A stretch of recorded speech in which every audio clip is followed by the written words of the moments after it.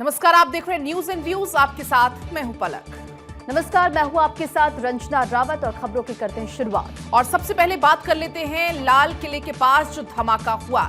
इस पूरे मामले में जैसे जैसे जांच आगे बढ़ रही है, नए नए फैक्ट्स निकलकर सामने आ रहे हैं। दिल्ली ब्लास्ट का एक और नया सीसीटीवी फुटेज सामने आया है। इस वीडियो में बेहद करीब से ब्लास्ट नजर आ रहा है। 10 सेकंड का ये वीडियो है। इस वीडियो में साफ तौर पर नजर आ रहा है लाल किला मेट्रो स्टेशन के सिग्नल पर 20 से ज्यादा गाड़ियां खड़ी हुई हैं। शाम को करीब 6:51 पर ग्रीन सिग्नल जैसे ही होता है, गाड़ियां जैसे ही आगे बढ़ती हैं और i-20 कार में जोरदार ब्लास्ट होता है। धमाके से आग की लपटें ऊपर उठती हैं। आसपास की ज्यादातर गाड़ियों के परखच्चे उड़ गए। तस्वीरें आप देख पाएंगे। सोर्सेस के मुताबिक करीब 8 संदिग्धों ने 4 जगह पर सीरियल ब्लास्ट करने की साजिश रची थी। इन संदिग्धों ने अलग अलग शहरों में जाकर हमला करने की पूरी तैयारी की थी और हर ग्रुप में 2-2 सदस्य शामिल थे, यानी कि कुल ऐसे 4 ग्रुप बनाए गए थे। हर ग्रुप के पास कई आईडी यानी कि इम्प्रोवाइज्ड एक्सप्लोसिव डिवाइस रखे जाने की भी तैयारी थी। प्लानिंग के मुताबिक सभी टीमें एक साथ 4 शहरों में धमाके करने वाली थी। सुरक्षा एजेंसियां अब इन संदिग्धों की गतिविधि और नेटवर्क की जांच में फिलहाल जुटी हुई हैं। वहीं दिल्ली धमाके में पुलिस को एक लाल इको स्पोर्ट्स कार की तलाश थी। उसके शामिल होने की जानकारी मिली थी और करीब 10 घंटे तलाशी अभियान के बाद ये जो कार है वो हरियाणा के खंदावली गांव में एक लावारिस पड़ी हुई पाई गई। जो कार का रजिस्ट्रेशन है, कार का रजिस्ट्रेशन ब्लास्ट के मुख्य आरोपी डॉक्टर उमर नबी के नाम पर है। फिलहाल फॉरेंसिक और एनएसजी की टीमें कार की जांच कर रही हैं। आतंकी उमर को लेकर दिल्ली पुलिस को 50 से ज्यादा अब तक फुटेज मिल चुके हैं। पुलिस और खुफिया एजेंसियों ने यह खुलासा किया है कि आतंकी डॉक्टर उमर नबी, आपको बता दें, अंकारा में बैठे हुए उकासा नाम के हैंडलर से लगातार संपर्क में थे। उकासा यानी कि उसका कोड नेम ये हो सकता है, अभी ये कहा जा रहा है। पुलिस और फॉरेंसिक की टीम ने बुधवार की देर रात ये पुष्टि की कि विस्फोटक से लदी हुई होंडाई i-20 कार में मौजूद शख्स कोई और नहीं बल्कि आतंकी उमर ही था।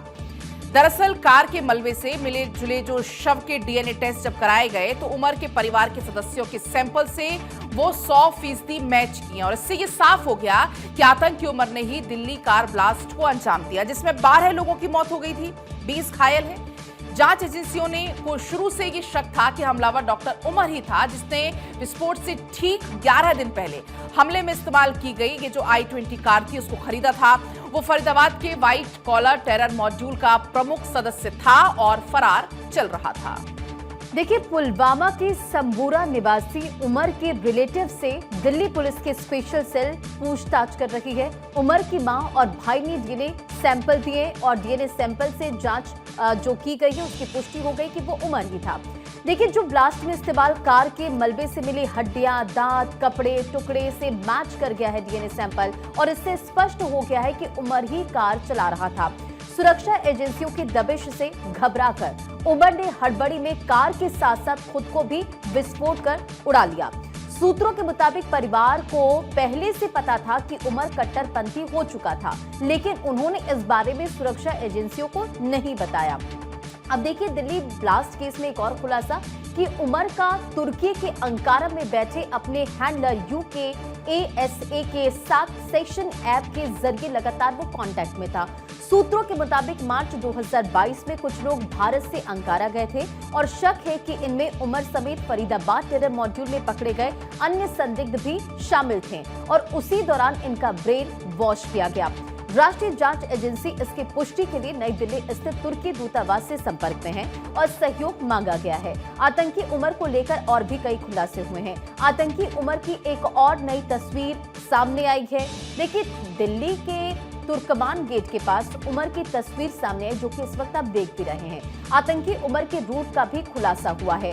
जांच टीमों के द्वारा सीसीटीवी फुटेज खंगालने के बाद ये पता चला है कि दिल्ली ब्लास्ट में इस्तेमाल आज i-20 कार 10 नवंबर की सुबह करीब 7:30 बजे फरीदाबाद के अल फलाह यूनिवर्सिटी के बाहर देखा गया और इसी दिन सुबह 8:04 तक ये जो कार है वो बदरपुर बॉर्डर से दिल्ली में एंटर हुई है और फिर ओखला इंडस्ट्रियल एरिया और मयूर विहार में भी इसे सीसीटीवी कैमरों में देखा गया। कार डॉक्टर उमर चला रहा था और ब्लैक मास्क वो लगा रखा था। लेकिन 10 नवंबर की दोपहर में कार जो है वो सेंट्रल दिल्ली में भी घूमती रही और लगभग 2:30 बजे ये सीपी यानी कि कनॉट प्लेस के इनर सर्कल में भी चक्कर लगा रही थी। अब देखिए उमर के रूट का खुलासा हुआ है। खुलासा ये कि बदरपुर बॉर्डर से ये कार जो है दिल्ली में एंटर करती है। रात में कार में ही उमर सोया था और अशोक विहार के कुछ इलाके में पहुंचा जहां पर वो खाने के लिए रुका था और धमाके से पहले मस्जिद भी गया था उमर। पुरानी दिल्ली की फैज़े इलाही मस्जिद गया था और मस्जिद में 10 मिनट तक वो रुका था। अब सवाल ये भी कि 10 मिनट रुका, किससे उसकी मुलाकात हुई, तमाम एंगल से जांच पड़ताल की जा रही है। लेकिन दिल्ली में कार धमाके की जांच तेज हो गई है। लाजपत राय मार्केट में एक बॉडी का पार्ट आज मिला है और दिल्ली पुलिस मौके पर पहुंच गई है। आपको ये भी बताएं कि लाल किले के सामने लाजपत राय मार्केट है। अभी ग्राउंड जीरो से लगातार हम आपको तस्वीरें दिखा रहे हैं क्योंकि आप देखिए जांच पड़ताल की जा रही है। एफएसएल की टीम वहां पर पहुंची और जांच पड़ताल लगातार की जा रही है। अब ग्राउंड से आपको हम तस्वीरें और जानकारी भी देते। इंदर यादव और अक्षय राय हमारे सहयोगी हमारे साथ जुड़ चुके हैं। अक्षय, सबसे पहले आप बताएं कि इस पूरे केस को लेकर यानी कि दिल्ली में जिस तरह से ब्लास्ट हुआ है, जांच पड़ताल लगातार की जा रही है, अभी की जांच में और क्या कुछ खुलासा हुआ है?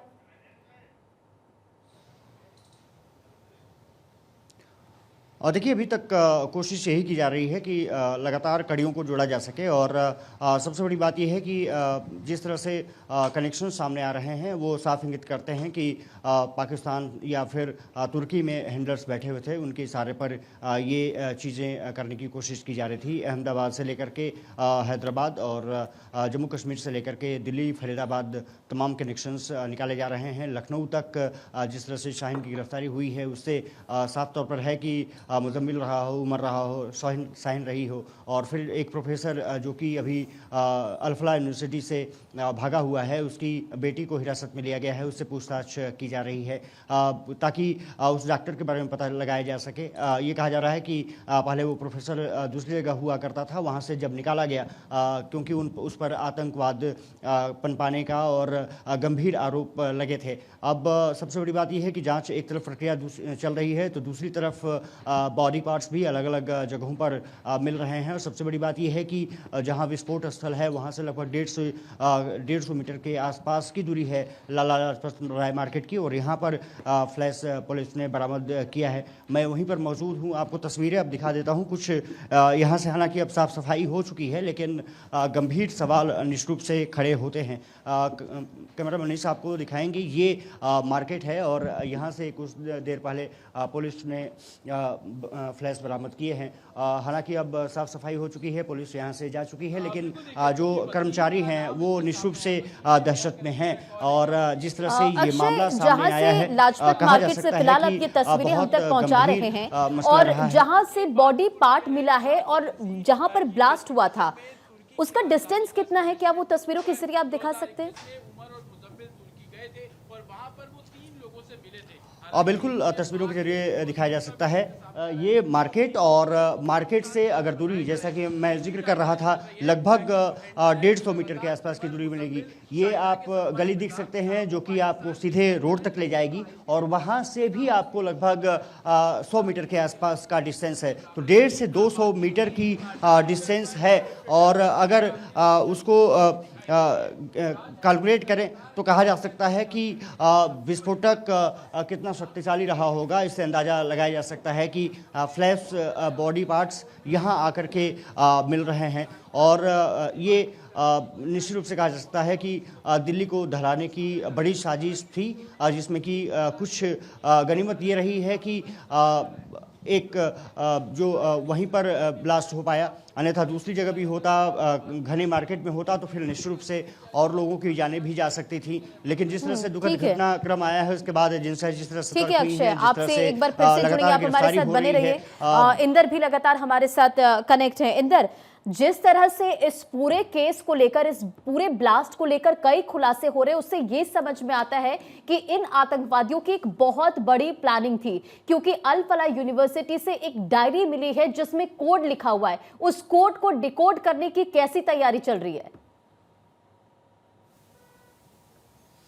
बिल्कुल, देखिए अगर हम बात करें तो सबसे पहले एक्सक्लूसिव ये जानकारी हमारे पास थी और भारत 24 ने सबसे पहले इस ब्रेकिंग को फ्लैश किया था। और जो डायरी है उसमें बहुत सारे जो कोड वर्ड्स हैं वो लिखे गए हैं। उसमें 8 से 12 नवंबर की जो डेट है उसका भी जिक्र है। और जांच एजेंसियां जो है, पुलिस जो है, अब उन डेट्स को और उन कोड्स को कहीं ना कहीं ठीक है decode इंदर, करने की इंदर आप कोशिश अपनी कर बात रही है। पूरी करिएगा, लेकिन एक और बड़ी बात बड़ी यह है कि खबर